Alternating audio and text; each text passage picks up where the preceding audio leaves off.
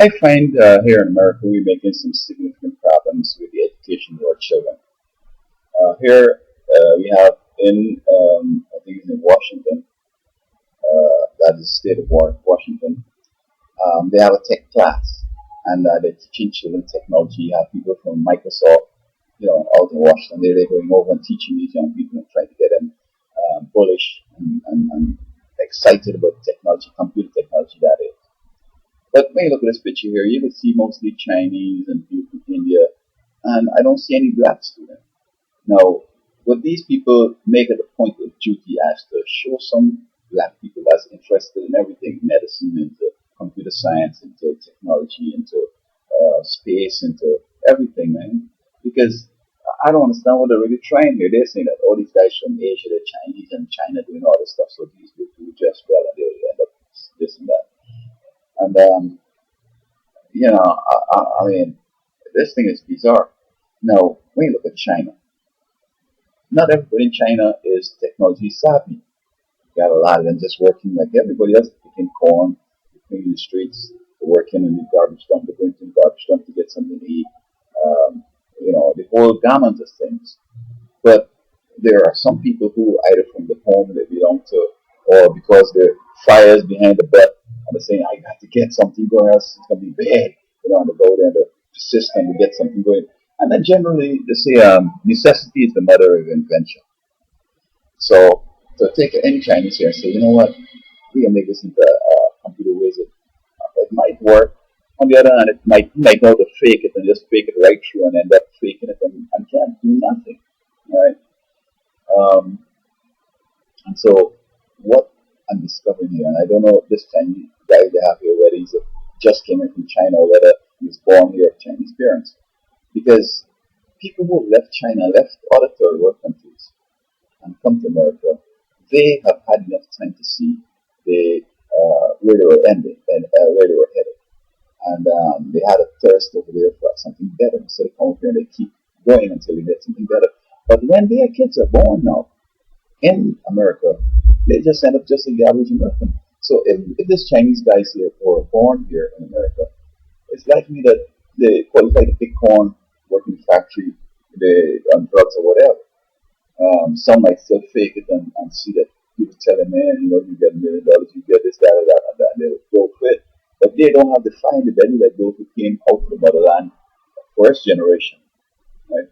I want to think first generation, not only parents, but if they came with children, these children have seen what happened over there.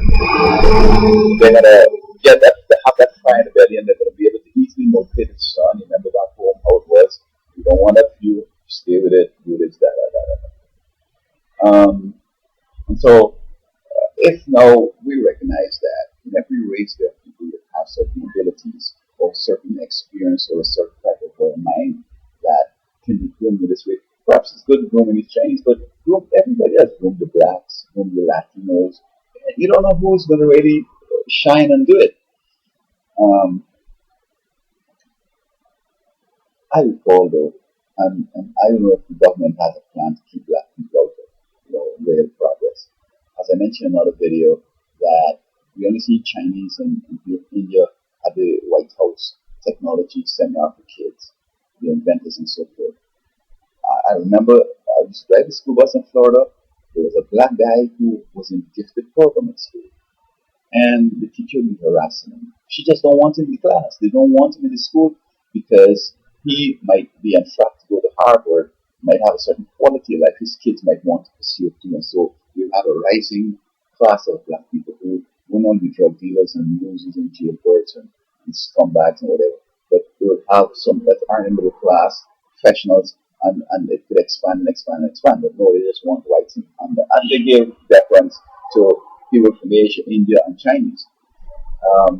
So she got rid of this guy. He said, man, listen, the guy crying. He said, man, look, I'm doing more work than all the whites in the class. But what can I do? I couldn't counsel him, I couldn't do nothing because I also was on the fire. And he might go and say something like, the bus driver encourages me, and oops, they'll get me, they'll fire me or whatever.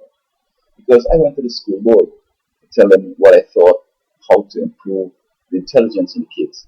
I say, we need to, make sure that they're healthy and the home is okay and everything is right. and ask them, we need you to perform. If you're not performing, we need to find like what's the problem. See, Superintendent Danny watching it, I knew he was envious and hating me for what I was saying because he was military. He ended up being a superintendent. I don't know if he has education in education, public education, or whatever. The next thing you know, they did, they said that the night I handed my paper to speak, they, they compared my handwriting to some threatening letters that the school board had been receiving, and they concluded as me. So I tell my boss to bring me over there. Within 3 days, they did that. So I got over this, and you've been writing these threatening letters to the school board. They say, why don't you confess to this? And me and my partner, a black fella, and a limping white one, say, man, handicapped white one. Say, man, we will help you out now. We'll solve that right to the back. You just say that you did it and it's over. I said, bro, I can't do that, man. Because had I confessed and said, yes, I did it, we're not going over that again. They take me to court, they arrest me, somebody else arrest me, take me to jail, and I go to court. The court didn't want to hear. They got his signature there. That's it. We're not going over this again, whether you did it or not. That's already settled. I confessed it. And they had placed a guy had come to my home, that guy, brought a jail, said, man, I brought this girl for you to have some sex with. I said, man, I got my people across town, bro. I don't need nobody like that, bro. So he said, well, let me go in the room and take care of business with her and so on. But if you don't do nothing, just have it. I went bam, bam, bam, bam. When they left, I'm trying to find out what they did. They left a gun in my room. Okay? You see, the window was broken up, so the old landlord put some plywood outside and inside. So they separated it and put a gun in there. Had I confessed to that, they didn't know where the gun was. They would have gone find it and said that I had the means to shoot these people according to the threatening letters, and I would have gone to jail for a long time. No, that's what they do at Black folks. But then I was in computing. I was doing Java at a college in Florida. And you know what these people do, man? I end up getting an F. When I send my assignments, it seems like it's the FBI or somebody take my assignments off my email and put in the professor's assignment, the program he gave that to show us how it works, right? Now, why would I want to send back to the professor his work? Now, he alleged that I'm charged with plagiarism and give me an F, okay? But when I was working, they were in the last two assignments, in the last 2 weeks of the course, back to back, they exchanged my project for the man's project. And he knew what it was because he told me the first time, he said, give me the product, give me your files, and whatever. He didn't seem to want to go with it. But in the second time, he just went for it. And in my email, I said, this is as far as I could have gotten, which means that the program wasn't perfect, it wasn't working. But this is the work I've done. And you know what they were doing? They say, when I go to the lab, they say, what's your name? My name is Derek Morris. They say, okay, sit on this computer over here.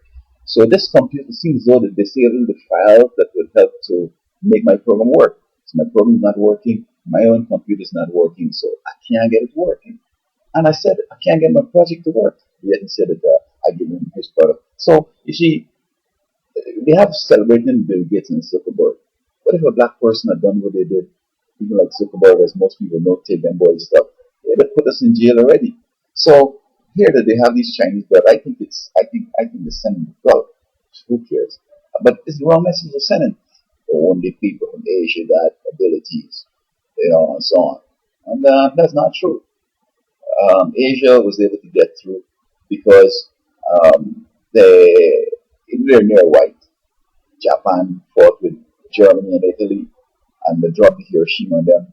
And from sympathy and all that, they started work with them, and perhaps they learned some things from the past. And then people in an Eastern religion, and the Chinese people work hard, and Japanese people work hard. The students really study hard, and they really work with them to get it done. So we think that they're superior, and they say it's Chinese, then whites, then blacks. Blacks are last, dumbest. And you can get either Chinese, depends who you're talking about, or white as number one and two, blacks last. But then they just have to go back in the history and realize that black people, Africa, started much of the stuff that Asia and Europe have taken to the next level. Started medicine, agriculture, astronomy, even evil. Female goddess. Female goddess. Now Europe is with a female goddess stuff. And swash from the sun, all that stuff. They copy all that, but yet, and the Bible says that every succeeding generation or empire would be inferior to the previous one. So blacks were first. So it means that everybody else is inferior. But that's beside the point. We know recent history, the Europeans conquered and whatever, but they prefer to work with the Asians. And, they gave deference to them, they gave them the manufacturing and so on. Now they got money to lend them and the whole nine yards. But I'm saying that America's policy should be everybody, I mean, looking for the best. Where the best is, we're going to work with the best. We don't have no preconceived notion that only Chinese and whites are smart in computing and technology. We exposing blacks and everybody is because we want everybody to contribute. And you know what? If they want a breakthrough here, they got to give black people a chance, and black people come up with products that Asians and whites have not thought of or have come up with. And so, we have a new sort of a set of products. You know what I mean? So I think Washington is making a big mistake in this way they're approaching teaching technology in school.